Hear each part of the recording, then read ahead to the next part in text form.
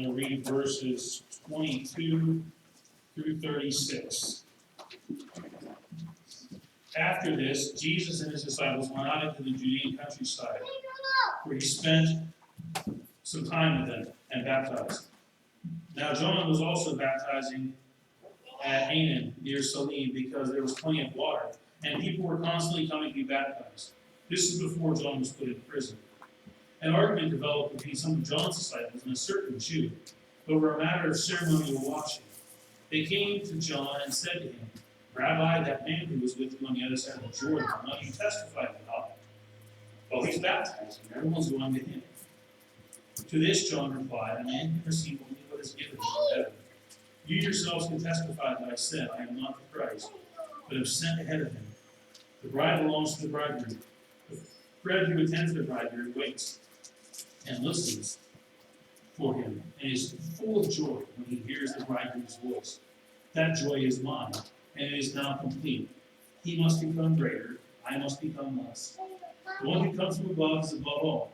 The one who is from the earth belongs to the earth, and speaks as one from the earth. The one who comes from heaven is above all. He testifies to what he has seen and heard, but no one accepts his testimony. The man who has accepted it has certified that God is truthful. For the one whom God has sent speaks the words of God, for God gives the Spirit without limit. The Father loves the Son and has placed everything in his hands.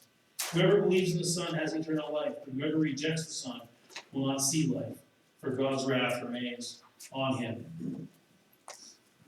My dear old Aunt June was a little old lady. I remember her being really little. And I found a picture the other day, and she was. It wasn't just a memory. And then there was a milestone when you were taller than Aunt June, and you weren't usually more than 7 or 8 years old when you were taller than Aunt June.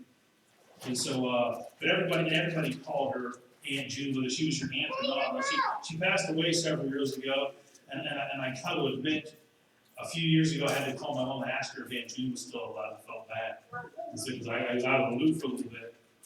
But she did pass away. I actually had to look it up. And so, but she left a legacy of children who are now adults. She lead the singing for our Sunday night children's program. I can remember most of the songs that she taught us. That's just how it goes. And one of those songs was a very simple song that helped you remember how to spell the word joy.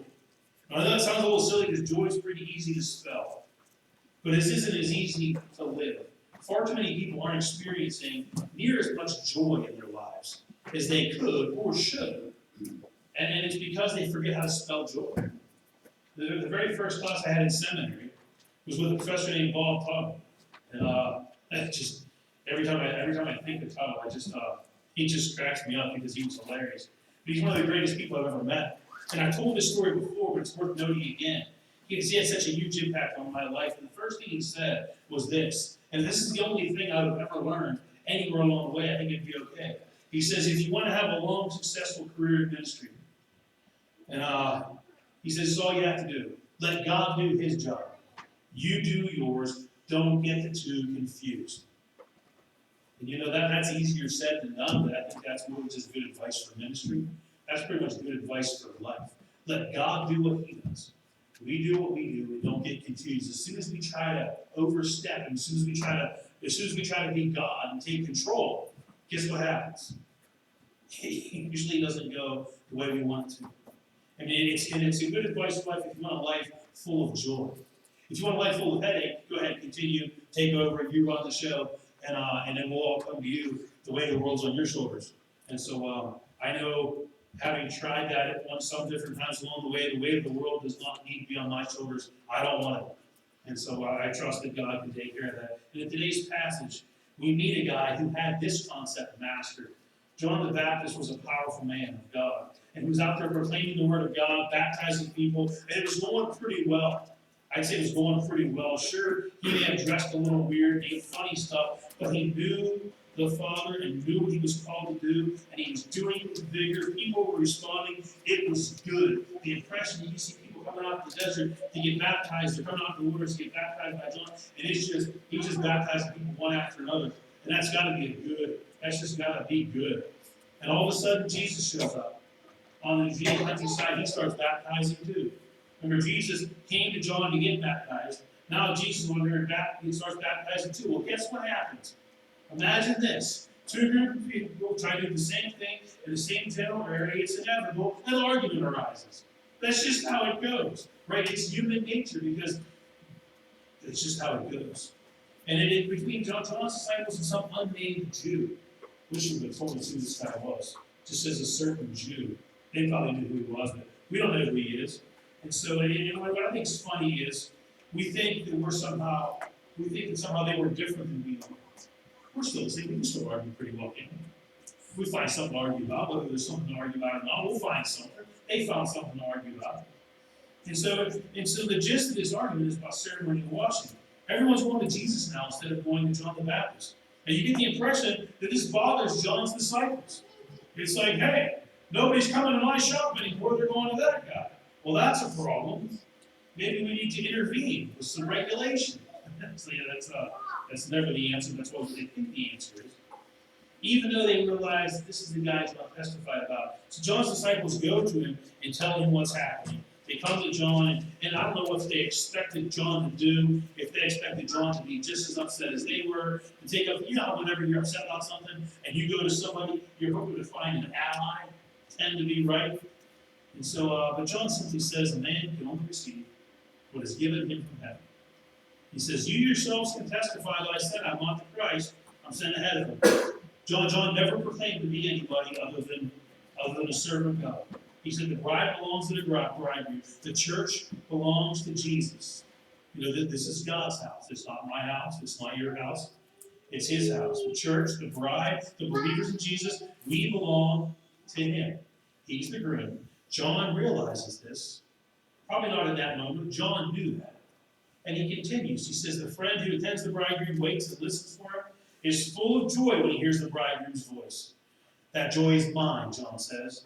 It is now complete. And you can almost feel like as you're reading this passage, that John just lets the air out of the whole situation and says, guys, it's good. It's good. This is what's supposed to happen. This is my joy. I've done what I've been called to do, and he must now become greater. I must become less. That's an idea there that a lot of people need to figure out. That he needs to become greater, and we need to become less. Every now and then something happens that reminds me of Aunt June and Dr. Tuttle and the lessons they taught me about joy. It's usually when things aren't so joyful. It's usually whenever I get caught up thinking, I get all mad and stuff because things aren't going my way. And then I remember what Aunt June taught me and what Tuttle taught me. And all of a sudden it's like, okay, he must increase, I must decrease. I'm not that important here. Jesus is. And as soon as that happens, again, lets the air out of the situation. It takes the pressure off. Because I tend to start, I said, it's when things aren't so joyful, when I start to think I'm feeling too important in my own mind. And as much as we might try to deny it, we all seem to have a built-in need to be noticed. That, look at me, look at me. And some people dedicate their entire lives to drawing attention to themselves. And as soon as the world stops paying attention to them, they have to do something to draw more attention to themselves. You see them on TV all the time. They get caught trying to emulate trendy people they see on TV. Everybody wants their post to go viral. Whatever, I don't know what you think. When I think of the word viral, I think it's sick. I don't want to be viral. It just sounds dangerous. But everybody wants to be the next popular person. As Christians, we're called to emulate Jesus Christ. We're called to live the way John the Baptist lived right here in John 3:30. Jesus has to become greater. We have to become less. That's how John's joy became complete.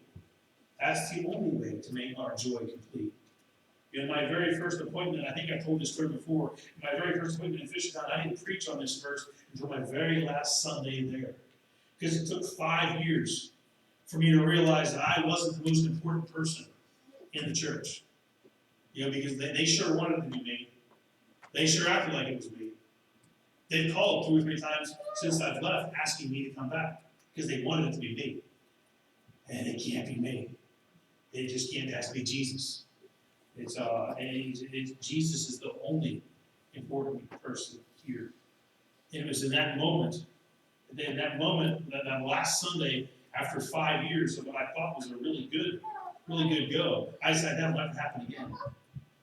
I can't be the most important person anyways. Our lives have to be all about Jesus, or we're not living for Him, and we'll never experience true joy. But we might stumble across rivers of enjoyment, but John is talking about here about genuine joy, complete joy. And joy starts with J, doesn't it? Joy starts with J. 82 song goes, and I'm not going to sing it for you because I don't know.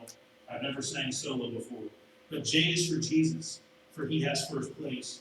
O is for others we meet face to face. Y is for you, whatever you do.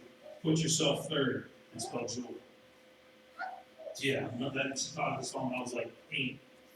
I remember that song. If we're going to break through and get to that place here at Plum where our joy is complete, we're going to put Jesus first, others next, and ourselves last. And you know what that means? That means sometimes people are going to do us wrong. They're gonna come to the love basket on Friday and they're gonna be like, "Is that wrong again?" And we're gonna be like, "Yeah, that's all we got." because and some of them have more than I got, and that's okay. But John the Baptist was a pretty special guy, and he finishes this passage in verse 31. It says, "The one who comes from heaven is above all. The one who is from earth belongs to the earth and speaks as one from the earth. The one who comes from heaven is above all. He testifies to what he has seen and heard, but no one accepts his testimony. The man who has accepted it has certified that God is truthful, for the one whom God has sent speaks the words of God. For God gives the Spirit without limit. The Father loves the Son and has placed everything in his hands. Whoever believes in the Son has eternal life, but whoever rejects the Son will not see life, for God's wrath remains on him." It's really that simple, isn't it? John isn't talking about simply running to Jesus so we get to heaven when we die. He's talking about having Jesus be at the front of our lives. We don't exist to draw attention to ourselves. We don't exist to even draw attention to our church or our events. We exist to draw attention to Jesus. Everything we do, everything they should point people to Jesus. I think we're getting there. And we do that by putting Him first. We do that by living the way John the Baptist did, when he said, "He must become greater, and I must become less." No, we didn't realize that John the Baptist ended up in prison and eventually executed. That's okay, because he brought glory to Jesus Christ. His joy was complete. That's what it means to put Jesus first. Keeping our eye on the prize and not getting caught up in who we are. Letting it all about Jesus. So the question is, how are you spelling joy in your life? Because it's not M-E. For as much as they say there's no I in T, there's no M-E in joy, is there? When I make it about me, I get miserable real fast. Because I can see all the issues. When I make it about Jesus,